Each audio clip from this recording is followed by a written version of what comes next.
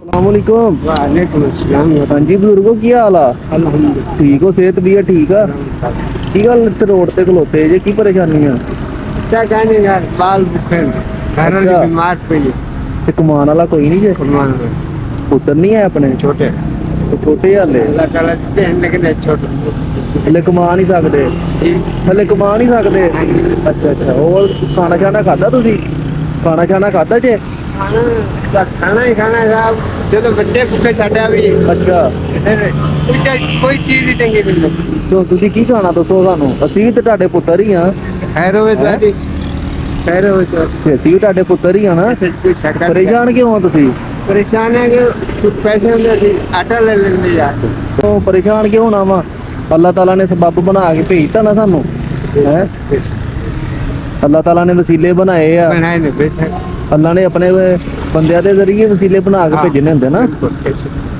ते कोई नहीं, पता दिन्ने आ थोड़े जे रखो पैसे।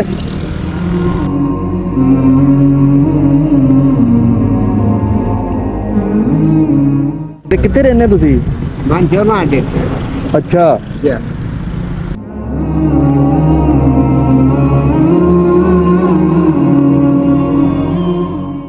ਗੁਰੂ ਇਹਦੇ ਵਿੱਚ ਕੁਝ ਪੈਸੇ ਆ, ਠੀਕ ਆ।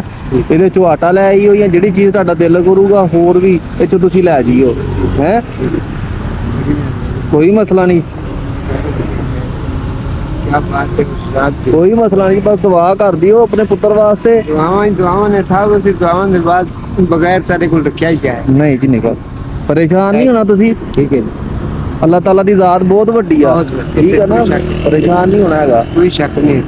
ਕੁਝ ਹੋਰ ਖਾਣਾ ਪੀਣਾ ਤੇ ਦੱਸੋ, ਤੁਹਾਨੂੰ ਉੱਥੋਂ ਕੋਈ ਜੂਸ ਪਿਲਾ ਦਈਏ, ਕੋਈ ਸ਼ੈ ਖਾਣੀ ਉਹ ਦੱਸੋ।